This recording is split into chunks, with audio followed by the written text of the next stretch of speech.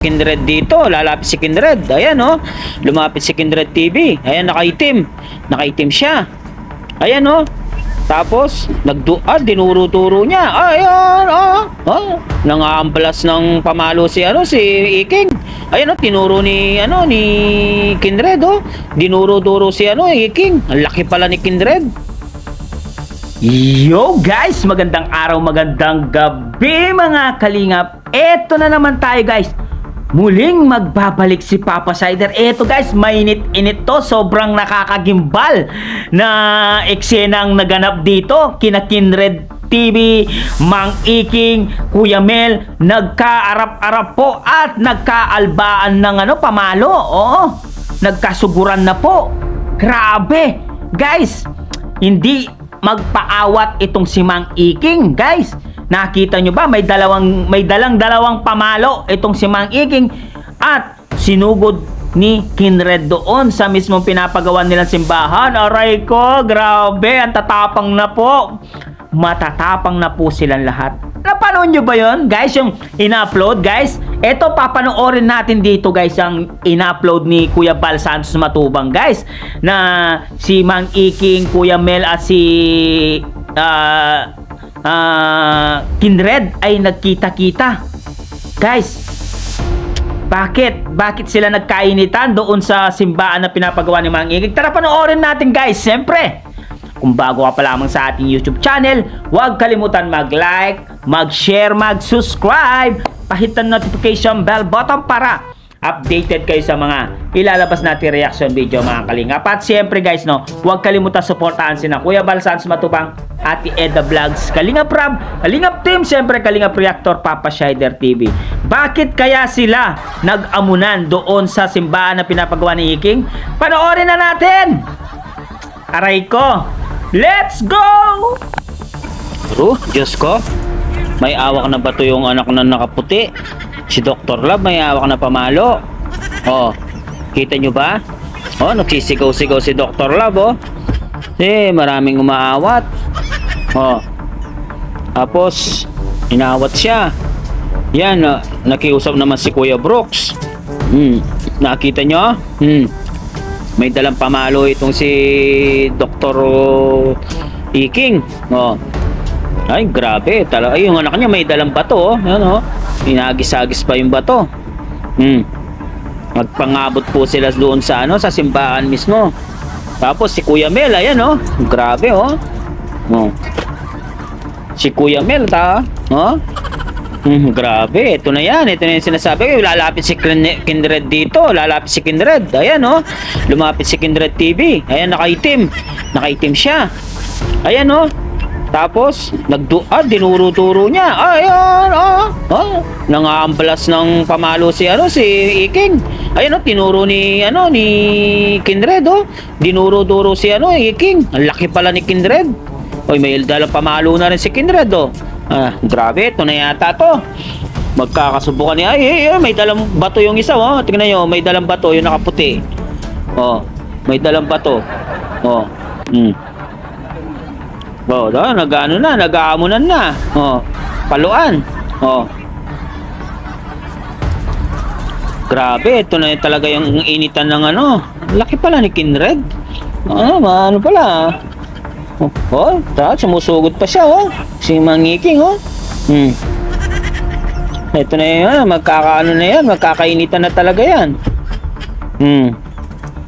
Ayan, oh. Talaga si Mang Iking, oh. Oh. Grabe. Oh. Ayaw paawat si Iking, oh. Oh. Ayaw paawat. Grabe, oh. Ayaw paawat ni Iking. May dalang pamalo talaga. Maraming nag-aawat, oh. Ay, nako. Ano na naman to? Viral na naman to. Issue na naman to. Oh. Kita nyo? Nagkaduro-duruan na silang dalawa. Mainit to. Tapos yung isa may hawak na hindi ko alam ano yun. Bato ba yun? Or yung nakaputi. Anak yata ni Mang Iking to eh. Yung may dalang ano yan. Anong hawak niya? Bato ba yun? Yung ganyan-ganyan sa kamay niya. Hindi ko alam kung bato yun or ano. O, kausap ni Kuya Brooks. May dalang pamalo. Ano kaya yung pinag-aawayan nila ngayon? Ha?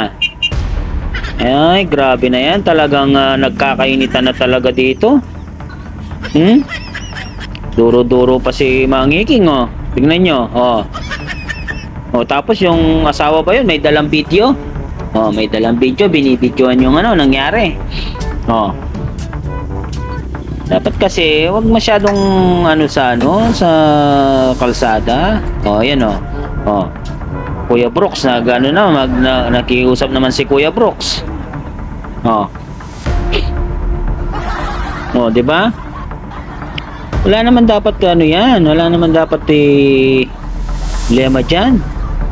Oh, ano masasabi nyo, guys? Oh. Nang pang-abot po yung dalawa. Si Kindred at ni Mangiking. Nag-amunan na. Oh, ito na si Kuya Mel naman to. Kuya Mel. Oh. Si Kuya Mel naman nakikiusap. Oh, ano eh? Ayun, lalapit na naman si Kindred. Oh. Ano yan? Oh, eto na. Oh, walang dala si Kindred, oh. Walang dalang pamalo si Kindred, eh. Oh.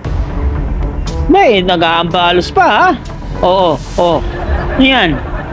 Oh. Dumami na yung tao, guys. Ayun na. Dumami na yung tao. Ayun, oh. Talagang inaano ni Kindred. Talagang inaano niya, oh. Talagang pinupunta ni Kindred, oh. Oh. Ayaw niyang bitawan yung pamalo, eh. Dapat ano lang, kung sports lang. Walang pamaluhan.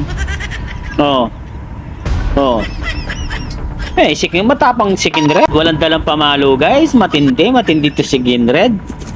Saludo ako sa'yo, Kindred. Wala kang dalang pamalo. Hindi ka nag-aawa ka ng pamalo, ha? Ha? Talagang sumugod ka, walang pamalo, ha? Oh. Yan, di ba? Yan, dapat ganyan. Tulad ka, wala pamalo. Siya, may dalang pamalo, eh. Oh. Alam na ano siya, naduduwag siya kasi may pamalo, eh. You know? Dapat walang pamalo. Kung mainit yung ulo nyo, mag-ano kayo, mag-square kayo. Ganun yun. Kuya Brooks, kinakausap, no? Yan ba? Nagano na rin ng pamalo si Kindred. Oh. Nagano na rin ng pamalo si Kindred, ba? Para patas daw, may pamalo na rin si Kindred, oh. Isang pamalo laban sa dalawang pamalo. Ayun na. Ay, nako, init to, sobrang init. Mainit-init ang labanan na to, guys. Aray ko. Ayaw na paawat si Mangiking. Ay, nako. Ayaw paawat. Ito. Ay, tapos, magiging okay din kayo. Kakaayos-ayos din yan. Di ba, guys? Nakita nyo? Guys, nakita nyo ba? May dalang pamalo itong si Mangiking. Di ba? Yan, tawa-tawa pa si Mangiking, oh. Okay, napanood na natin lahat, guys, ha. Ulit lang. At yun nga, guys, nakita natin na talagang gustong paluin ni Dr. Love itong si Kindred. Kaso si Kindred talagang napakalaki ni Kindred, no? Kaya si Kindred nung unang pumunta siya doon at sumugod, wala siyang dalang pamalo. Pero si Mangiking, meron siyang dalang dalawang pamalo. 2x3 yata o 2x4. Ang lalaki noon, no? Tapos biglang dumating si Kuya Mel at kinausap din itong si Mangiking. Tapos yun, pumunta ulit itong si Kindred at dinuro-duro niya si Mangiking. Tapos si Mangiking ay gustong paluin itong si Kindred TV. Kaso marami ang umaawat kay Mangiking. Ay nako, grabe. Kung talagang kayo, may initan kayo, dapat inano nyo na lang yan. Hindi kayo gumamit ng pamalo, nag-square na lang kayo para matapos na ang lahat, 'di ba? Kung sino ang naagrabyado, ayun, doon nyo malalaman, no? Para mawala na yung init ng ulo nyo. Pamalo talaga, pamalo. Tapos yung isa, siyempre, naginit na rin ito si Kindred. Kumuha na rin ng malaking 2x5 yata yung kaba nun. Gustong wasiwasin si Dr. Love. Bilib ako kay Kindred, talagang sumusukod siya nung una, wala siyang dalang pamalo. Ibig sabihin, buo ang loob ni Kindred TV. Nakita nyo? Nakita nyo ba yung kilos ni Kindred? Ano lang, easy lang oh, pa-easy lang oh. Malakad lang siya, tapos nakadiretso lang, walang dalang pamalo. Nung uli na lang, nung pangalawa na lang, doon na lang kumuha ng pamalo. Itong si Kindred, kasi may dalang-dalawang pamalo si Mang Iking eh, no? Doon mo makikita talaga kung talagang matigas. Kung talagang matigas itong si Kindred, kasi wala siyang dinadalang pamalo, guys. Ano masasabi nyo, guys, doon sa ginawa ni Mang Iking at ni Kindred at ni Kuya Mel, no? Nagkaabot-abot na sila, no? Muntik ka na talaga magpaluan doon, guys, ha? Talagang kung hindi lang maraming tao doon, baka siguro nagka-rumble-rambola na doon sa lugar ni Mang Iking na pinapagawa niyang simbahan. Yun na nga sinasabi ko, guys, eh. Kapag marami kayong kahaway sa lipunan, hindi nyo maiiwasan na magkaka-inkwentro kayo ng ganyan, no? Kaya sabi ko sana sa inyo, sana mag-ano na lang kayo, mag-okay na lang kayo. Sana hindi kayo umuntong sa ganito, 'di ba? Ay ito ngayon. Mainit-init pa kayong dalawa, Kung sana umainit-init kayong dalawa, ay nagsuntukan na lang kayo, walang awakan, walang dalang pamalo para malaman natin kung sino talaga sa inyo matigas. Siyempre, boto ako kay Kindred. Ang laki ni Kindred, guys. Nakita nyo, nakaganyan si Kindred, wala pala si Mang Iking. Talagang pamalo lang pala yung tapat ni Mang Iking.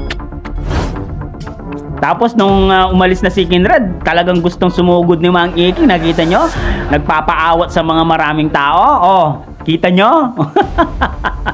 Ako naman nung kabataan ako, hindi ako umahawak ng pamalo na yan. Pamalo. Kung talagang kayo, may sama kayo na loob sa isa't isa, daan na lang sa yan, square. Walang aawat, Ano lang, one and one, walang awatan, di ba? Ganun yun. Para malaman natin kung talagang matigas kayong dalawa, di ba? Buti na lang hindi sila buti may mga nag-awat, dahil sigurado kung walang mag-awat doon, aray ko, sigurado marami ang madadamay doon.